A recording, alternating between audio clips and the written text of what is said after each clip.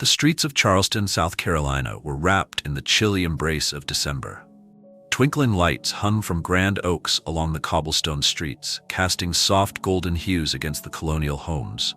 Wreaths adorned every door, and the scent of pine mixed with cinnamon wafted through the air. Yet for all its holiday splendor, the Lambert mansion sat at the top of the hill like a shadow.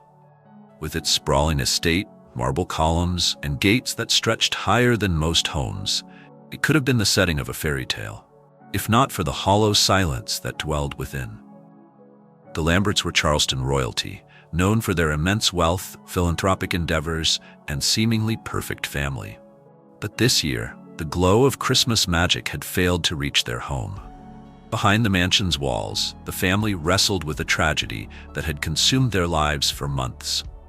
9-year-old Lily Lambert, the heart of the family, had been missing for almost a year. She'd vanished one warm spring afternoon while playing in the gardens. Despite endless searches, investigations, and public outcries, the Lamberts' little girl had never been found. It was as though the earth itself had swallowed her whole. The pain had fractured the family in irreparable ways. Margaret, the matriarch, had buried herself in charitable work, trying to distract from the constant ache in her chest. William, the father, once known for his booming laughter and boisterous personality, had grown quieter, retreating into his work. And Luke, the eldest sibling, now 17, had become a recluse in his grief, blaming himself for not watching Lily that day. The only spark of joy in their lives had been Gus, a scrappy golden retriever mix with a white patch over one eye. Margaret had adopted Gus shortly after Lily's disappearance, hoping his boundless energy might bring comfort to their shattered hearts.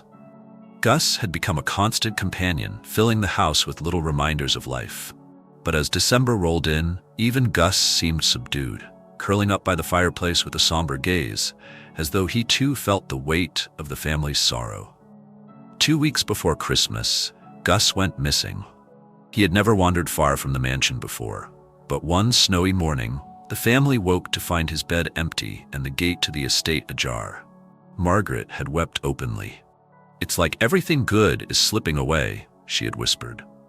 Luke had scoured the neighborhood for days, posting flyers and calling out Gus's name in the frigid air. But there was no sign of him. As Christmas Eve arrived, the Lamberts' home was even quieter than before. Margaret had insisted on keeping up appearances for the sake of their holiday guests, hosting a grand Christmas gala that night. The mansion was draped in glittering lights, the chandeliers polished until they sparkled, and tables lined with red and gold decor. Yet for all its outward beauty, the house felt hollow, a cavern of grief masked by gilded walls. In a nearby alleyway, amidst the bustle of Charleston, Gus limped along the frozen ground, his once glossy coat matted with dirt and his white patch barely visible beneath layers of grime. His paws were cracked from days of walking, and his ribs pressed against his fur from hunger. Yet despite his ragged appearance, Gus carried something clenched in his jaws, a small bundle wrapped in layers of tattered fabric. His golden eyes were resolute as he made his way back up the hill toward the Lambert mansion. Inside, Margaret stood by the large bay window, staring out into the dark, snow-dusted night. Guests mingled around her, laughing and clinking glasses, but their voices blurred into the background. Her thoughts drifted to Lily, as they always did, and to Gus. She whispered into the void, "Come back to us, Gus. Just come back." At that very moment, a muffled bark echoed faintly outside. Margaret's heart jolted. She rushed to the door, nearly tripping over her gown, and flung it open. There, standing at the bottom of the grand staircase, was Gus. His golden fur shimmered faintly under the glow of the Christmas lights, and his tail wagged weakly, though his body trembled with exhaustion. "Gus!" Margaret cried out, her voice breaking. Luke and William ran to join her as she knelt down to embrace him. But as Margaret wrapped her arms around the dog, she noticed the bundle in his mouth. Gus whimpered softly, placing it at her feet before collapsing from sheer fatigue. Margaret hesitated, her hands trembling as she reached for the bundle. It was heavier than she expected, and as she carefully unraveled the fabric, her breath caught in her throat. Inside was a child. A girl, no older than 3, with tangled blonde curls and cheeks flushed from the cold. Her tiny chest rose and fell weakly, and her eyes fluttered open for just a moment before closing again. The crowd of guests gasped in unison. Margaret's mind raced. Who was this child? Where had Gus found her? And why did she look so heartbreakingly familiar? As the snow fell heavier, blanketing Charleston in white, the Lambert family would soon uncover a truth that would change their lives forever. Gus, the scrappy dog they had taken in, hadn't just come back home. He had brought with him a miracle and a mystery that would unravel their past and test the very core of their love. The crowd inside the Lambert mansion stood frozen, their collective joy at Gus's return now replaced by a rising tide of confusion and concern. Margaret knelt on the cold marble steps, her fingers trembling as she pulled the child closer to her chest. The little girl's skin was ice cold, her lips tinged with blue, and her tiny body shivered faintly against the chill of the winter night. "Someone call an ambulance!" Margaret shouted, her voice cracking with urgency. William bolted back into the house, fumbling with his phone, while Luke hovered nearby, staring at the child with wide, disbelieving eyes. "Mom," Luke whispered, his voice barely audible. "She looks like Lily." Margaret's breath hitched. She didn't want to look too closely, not yet. The resemblance was there, undeniable, but the mere thought of it was too dangerous. This child was much younger than Lily had been when she disappeared. Her cheeks were rounder, her features softer, but her golden curls and delicate face stirred something deep and primal in Margaret's heart. She shook her head, forcing herself to focus on the moment. The ambulance arrived minutes later, its red and blue lights painting streaks across the mansion's grand facade. Paramedics rushed to the child, wrapping her in thermal blankets and checking her vitals. Gus, too weak to move, was carried gently into the house by Luke and laid on a blanket near the fireplace. Despite his exhaustion, his eyes remained fixed on the commotion, his tail thumping faintly against the floor as though he understood the gravity of what he had done. "She's hypothermic but stable," one of the paramedics said. "We need to get her to the hospital immediately." "I'm coming with her," Margaret said, standing with resolve. William placed a steadying hand on her shoulder, nodding in silent agreement. As the ambulance sped away into the snowy night, William stayed behind with Luke to tend to Gus and address the murmurs spreading among the remaining guests. "He's a hero, isn't he?" one guest whispered, her voice tinged with awe. Where could he have found her? That question lingered heavily in the air. Where had Gus gone in the 2 weeks he'd been missing? And how had he come back with this child, battered but alive? At the hospital, the little girl was stabilized quickly. Doctors determined she had been exposed to the cold for hours, perhaps even a full day, but miraculously, she hadn't suffered frostbite or severe damage. Margaret sat at her bedside, stroking her curls and studying her tiny features. She had questions, so many questions, but no answers. A nurse entered the room, holding a small object wrapped in a plastic evidence bag. "We found this tucked into her clothing," she said, handing it to Margaret. Margaret's stomach tightened as she took the bag. Inside was a bracelet, cheap and plastic, the kind you'd find at a dollar store, but on its tiny charm was a name, scrawled in crooked letters with a marker, Rose. Margaret's heart sank. This wasn't Lily. Whoever this child was, she had her own story, her own family waiting for her somewhere. But that only deepened the mystery. Where had she come from, and how had Gus found her? Back at the mansion, Luke sat beside Gus, gently brushing the dirt and grime from his fur. The dog had finally drifted into a deep sleep, his chest rising and falling in steady rhythm. Luke whispered softly, "Where did you go, boy? What did you see?" His thoughts were interrupted by a soft knock on the door. A police officer stepped into the room, her expression serious. "We need to talk about the child your dog brought back," she said. William entered the room, his face etched with worry. "What have you found?" The officer hesitated, choosing her words carefully. "We're running her information through missing persons databases, but here's what's strange. Her clothing, the state she was found in, it suggests she may have been living in the woods for a significant period of time. There's no sign of recent care, no clean clothing, no consistent food source.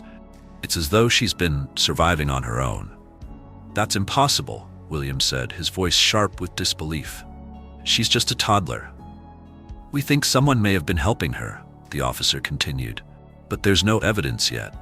We're expanding the search to the area your dog could have traveled in the time he was missing. Whatever happened, your dog's instincts saved her life. As the hours stretched into morning, the questions only grew heavier. By Christmas Day, word of Gus's miraculous rescue had spread throughout Charleston, and reporters lined the gates of the Lambert mansion. Luke avoided the cameras, choosing instead to stay by Gus's side, his fingers absently scratching behind the dog's ears.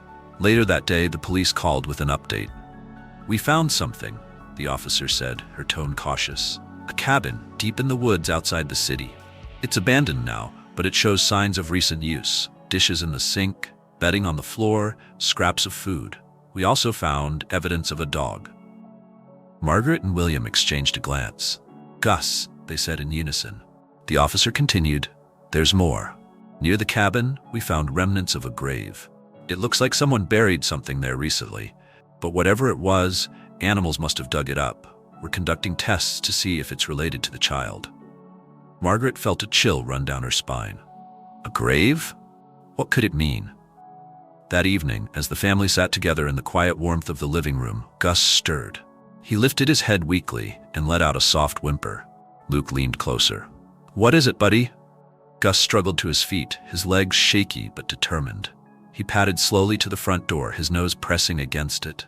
Luke opened the door cautiously, letting in a gust of cold air.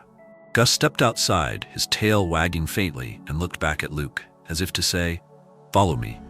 The night had deepened, and the snow fell in thick, silent sheets as Gus led Luke down the long driveway, out through the grand gates of the Lambert mansion, and toward the woods that bordered their estate. Despite the bitter cold, Luke didn't hesitate, pulling on a heavy coat and boots before following Gus into the darkness. There was something in the dog's movements, a sense of purpose, of urgency, that Luke couldn't ignore. "Where are you taking me, buddy?" Luke murmured, his voice barely audible over the crunch of snow beneath his feet. Gus glanced back at him, his golden eyes sharp and determined, before forging ahead. The forest loomed ahead, its tall pines swaying under the weight of the snow. Luke hesitated for a moment at the edge of the woods, glancing back at the faint glow of the mansion in the distance. But Gus didn't stop, his nose to the ground, his tail wagging with faint energy as he pressed deeper into the trees. They walked for what felt like hours, the snow thickening around them, the world growing quieter with every step. The cold bit at Luke's fingers and cheeks, but he barely felt it. His focus was on Gus, on the way the dog seemed to know exactly where he was going. Finally, they emerged into a small clearing. In the center stood a dilapidated cabin, its roof sagging under the weight of the snow, its windows dark and lifeless. Luke's breath caught in his throat. He recognized it immediately. This was the place the police had described earlier. "Gus," Luke whispered, his voice trembling. Were you here?" Gus let out a soft bark, his tail wagging harder now, and padded toward the cabin. Luke followed, his boots crunching through the snow. The door hung loosely on its hinges, creaking as Luke pushed it open. Inside, the air was stale and cold, but the signs of recent habitation were unmistakable. A pile of blankets lay in one corner, next to a makeshift bed made of straw and old fabric. A rusted wood-burning stove sat unused against the wall, and on the table, there were remnants of canned food and a single, empty water bottle. Luke's stomach churned as he took it all in. This wasn't just some abandoned shack. Someone had been living here, someone with a child, and Gus had found them. He knelt down beside the blankets, his fingers brushing against the fabric. It was damp and dirty, but as he lifted it, a faint scent clung to it, a mix of pine and earth. It struck him as oddly familiar, though he couldn't place why. Gus whined softly, nudging Luke's arm with his nose. When Luke looked at him, the dog had moved to the far corner of the cabin, where a small wooden box sat partially buried under debris. Gus pawed at it, letting out another whine. "What is it, boy?"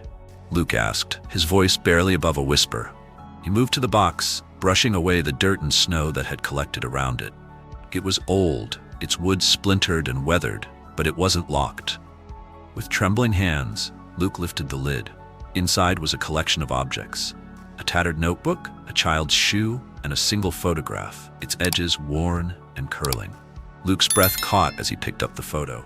It was Lily, She was younger in the picture, no more than 6 years old, and she was smiling brightly, holding a daisy in one hand. The background was unfamiliar, a grassy field bordered by trees, but there was no mistaking it. This was his sister. "Gus," Luke choked out, his voice breaking. He stared at the dog, who looked back at him with an expression that almost seemed human in its intensity. How did you find this?" Luke's heart pounded as he flipped through the notebook.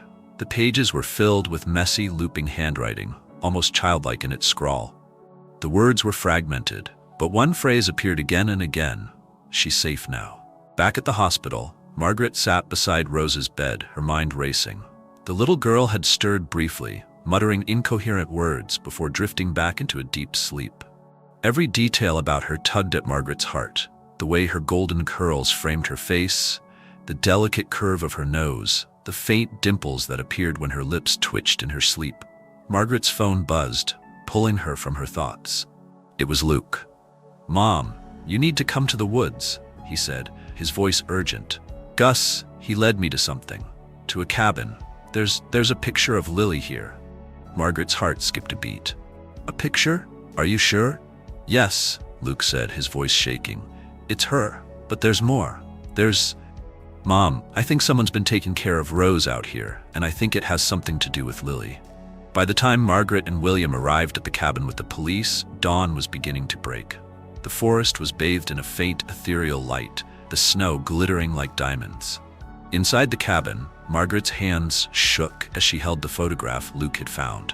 Tears spilled down her cheeks as she traced Lily's face with her fingertips. The police searched the area thoroughly, focusing on the disturbed grave nearby. When they unearthed what was buried there, the truth began to take shape. It was a small pile of belongings: a child's backpack, a pair of shoes, and a stuffed animal, all caked in dirt and weathered by time.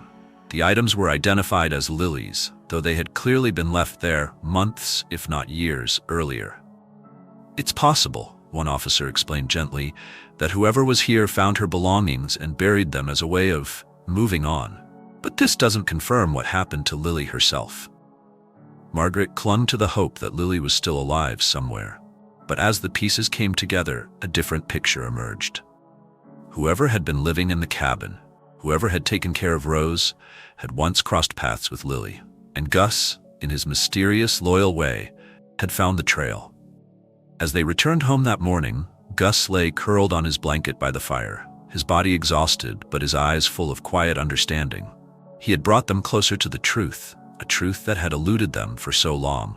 And now the question remained: where would that truth lead next? The following days were a blur of hope, fear, and unanswered questions. The cabin in the woods had yielded fragments of a story but left the most important piece missing. Where was Lily? The photograph, the buried belongings, the notebook scrawled with the phrase, "She's safe now." All of it hinted at a connection to their daughter, but none of it provided the closure the Lamberts so desperately needed. Rose, the little girl Gus had brought home, remained at the hospital, slowly recovering from her time in the cold. The Lamberts visited her daily, and though she was still too young to explain much of her ordeal, her presence began to feel like a piece of the puzzle falling into place. Margaret felt a strange, maternal bond forming with Rose, one she couldn't fully explain but that filled her heart with both warmth and sorrow. Gus, meanwhile, became a local hero. News of his incredible journey spread quickly. And he was the subject of numerous articles, television segments, and even a few holiday cards from strangers. But for the Lamberts, his greatest gift wasn't the fame or adoration. Gus had reignited something in their hearts that had been dormant for nearly a year. The faint, flickering hope that Lily might still be alive. On New Year's Eve, Margaret received a call that sent her heart racing. It was from the detective assigned to Lily's case. "We've been analyzing the notebook you found in the cabin," the detective said. "The handwriting matches records we have on file from a woman named Caroline Webb. She's an interesting figure. She was reported missing 5 years ago, around the same time she was diagnosed with severe schizophrenia. Her family believed she'd gone off the grid entirely." Margaret's brow furrowed. "What does this have to do with Lily?" "We think Caroline may have been living in the woods for years, avoiding contact with society," the detective continued. And based on the evidence, we believe she may have encountered your daughter at some point. The phrase in the notebook, "she's safe now," could refer to Lily, but it could also refer to Rose. We're still piecing it together. "Do you know where she is?" Margaret asked, her voice trembling. "That's the tricky part," the detective admitted. "Caroline disappeared from the cabin shortly before we discovered it.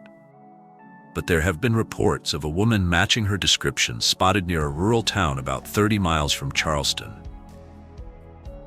Margaret's grip on the phone tightened. This was the closest thing to a lead they'd had in months.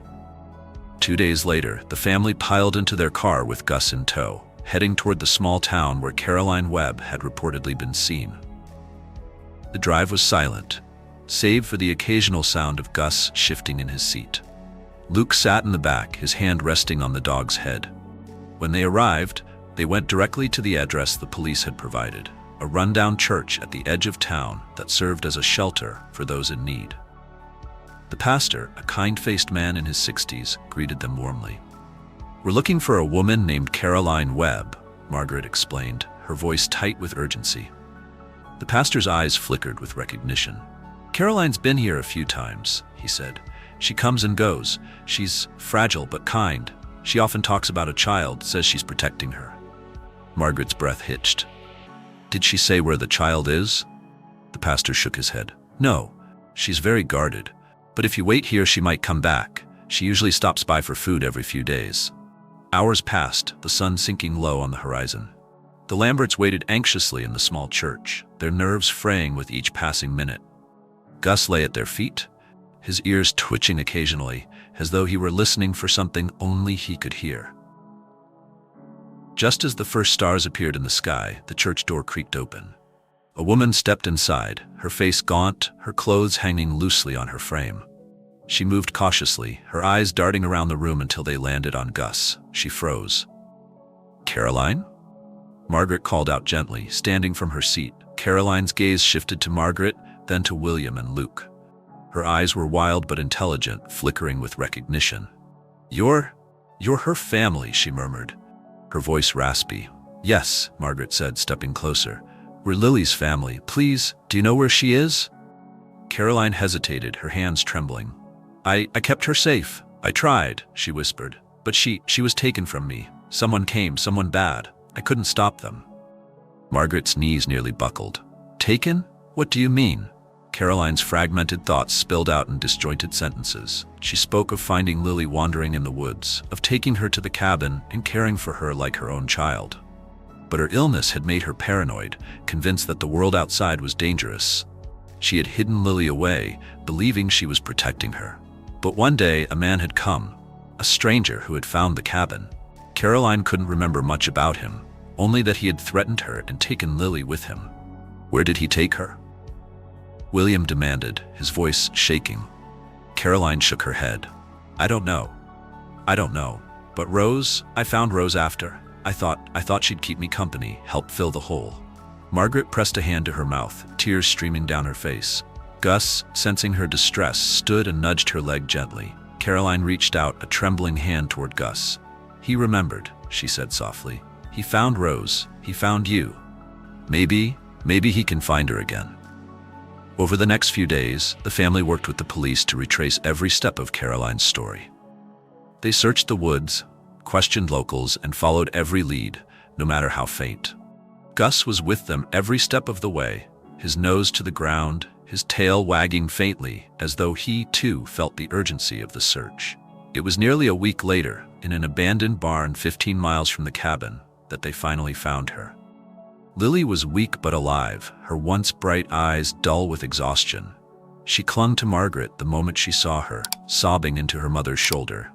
"I thought you'd never find me," she cried. Margaret held her tightly, tears streaming down her face. "We'll always find you," she whispered. "Always?" Gus barked softly, his tail wagging with renewed energy as he leaned against Lily's legs. She knelt down, throwing her arms around him. "You found me, didn't you?" she whispered. "You never gave up." That night, back at the mansion, the family gathered by the fire. Lily sat between Margaret and Luke, her small hand resting on Gus's head. For the first time in nearly a year, the Lambert home was filled with laughter, warmth, and hope. Gus had not only brought Rose into their lives, he had led them back to Lily. He had reminded them of the strength of love, the power of hope, and the unbreakable bond between a dog and his family. The Lambert mansion, once shrouded in silence and sorrow, now overflowed with life. The flickering warmth of the fireplace reflected in the smiling faces of the family seated together, finally whole again. The Christmas tree still stood in the corner of the room, its golden lights twinkling softly. But this year, it wasn't the decorations or the grandeur of the house that made it special.